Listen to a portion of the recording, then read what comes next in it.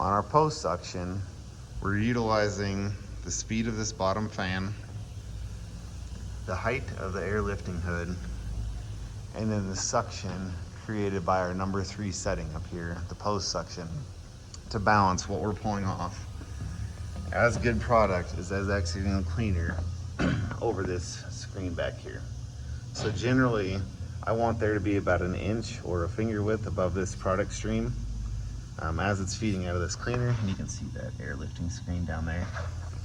And generally when we are, it's kind of helpful that this is dusty, when we're pushing with our bottom fan, I just want to see that product stratify and lift. All we're trying to do is blow hard enough on that material as it's exiting the machine to lift any lighter density material up into where we can see it in this window, and then let the section pull it from there. It's going to create a really good density separation as we're exiting this cleaner. So number 3 is going to be our after suction, and then number 4 is going to be the height of our hood. And then there is a remote pendant, and that is controlling the built-in VFD to this particular motor for that bottom fan.